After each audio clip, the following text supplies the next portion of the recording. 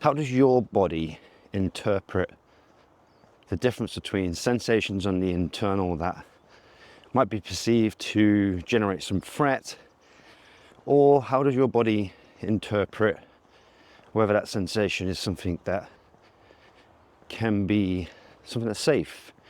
And this comes down to the vagus nerve, the concept of interoception, and specifically the conversation I wanted to discuss today was around signal to noise ratio. And we'll dive into what that is, but it's a very important concept to understand when it comes to the nervous system.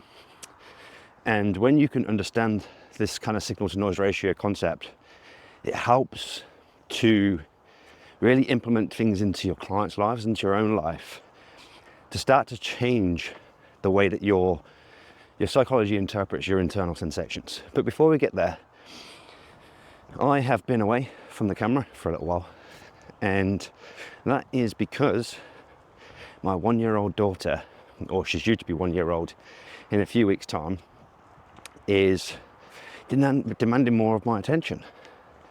When our baby was first born, I knew that my ability to produce content for you was going to go down. However, the first 3 or 4 months, that was okay. Obviously, she was very young and very, very dependent on my wife, Delphine. But now she has become more and more dependent on myself. And if I'm honest with you, I enjoy being a father. I enjoy being present, getting to sit down and just play with all the toys, watch her develop, watch her grow, but also to know that I am actually setting up her nervous system to be safe, to be able to, so she can thrive in her life. So that's where I've been. I am out on a walk this morning. Sun's coming up here in Western Australia. It is fresh. Temperature dropping down to around about 10 degrees Celsius in the morning now, and this is what gets cold for Australia. But we are going to France and the UK in a couple of weeks' time, and we'll be seeing our family, introducing our little one to her great-great-grandparents, to her grandparents for the first time, and I'm very excited. So that's where I've been at, and I hope you can appreciate and understand. But let's dive in. So, safety and threat. How does your brain interpret what sensation means what? And how does it know to interpret, say, your heart rate or your heart beating in your chest or some tension in your gut as something that you should be approaching with anxiety, or interpreting as just something that is a sensation that's playing the role or purpose that it needs to do? So we have the mind-body connection. We have the brain always anticipates. It's always trying to create predictions based off prior experiences. So we have what are called affective priors, emotional priors, or in other words, they might be called metacognitions if you're taking the concept of cognitive psychology.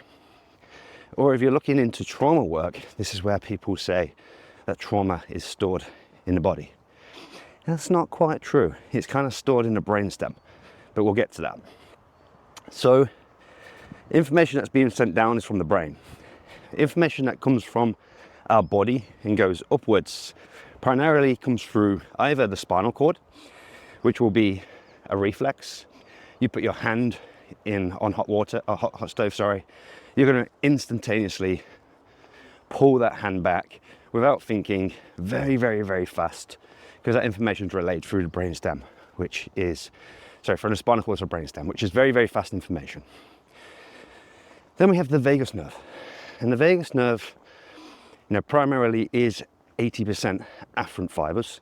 So these fibers are going from the body upwards. It's primarily a sensory nerve, and the role of this nerve is to play a role in helping support and maintain homeostasis in our body.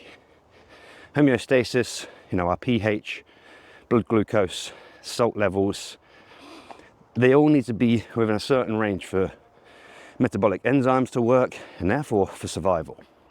But this vagus nerve, I want you to imagine it as a information carrier, like a highway that is traveling from your heart, your lungs, your diaphragm, your gut, your kidneys, and relaying information to the brain. However, the information that is being passed up needs to be interpreted. And one of the main things that the information is being interpreted from is this prior memory. The prior memory that is set within our brainstem and our nervous system. However, there's also what's called signal to noise ratio. You imagine signal of information, electrical information, being a smooth wave of information going to the brain. Quite high amplitude, so the information being pushed through. However, in the background, there's something called noise. And this is like that little fuzzing that you hear on TV, the old TVs, that white noise that might be in the background. Or if you haven't quite got a radio tuned inappropriately, you can hear the voice of the song, but in the background there is like a hissing noise. Well, that is noise. And essentially this happens in our nervous system. Noise means threat. It means hard to distinguish what signals coming through. It might also mean novelty. It might also mean that it can't be interpreted. And all these things basically means that the brain can't predict what's going on in the body. And that means there's an error in the system. When there's an error in the system, two things happen. Your brain creates a big sensation. Those sensations, we know, are emotions. Typically, when there's an error, it's usually an emotion that's high arousal. It's trying to give you energy to do something, to change, to take action, to bring yourself back into homeostasis again. However, there are two parts of the brain that kind of filter this signal to noise ratio and dampen down the noise. One part of the brain is called the thalamus, and this is like the gain controller. It helps to kind of dim or increase the information that's coming through. And then there's another part of the brain called the insula. Actually, it's the posterior part of the insula, which then helps to filter whether the information that's coming through and how we need to interpret, but also how we should feel that information based off prior experience. So what are the sort of things that increase signal to noise? Well, first of all, let's talk about like a high signal to noise ratio. So this highway that's traveling from the vagus nerve up to the brain, imagine that like a highway, a highway that you're driving on. If all the cars are going to the speed limit and they're also in order in their lanes, they're indicating, and everyone knows where you're going on the journey, you feel quite safe on that journey itself. It's predictable. You can see what's going on. In fact, you can even anticipate what might happen when there's turns occurring and people come on and come off. And therefore, the brain is like happy with that. But what about if everyone on that road was speeding? Not only speeding, they were merging lanes when they shouldn't be. There was no indicators kind of going on beforehand. And also, people are screaming and shouting at you. That is a highway that has a lot of noise. Imagine someone speaks to you very fast and all of a sudden you're trying to interpret what they're saying, but they're just not stopping, they're not taking a pause to breathe. And then how does that make you feel?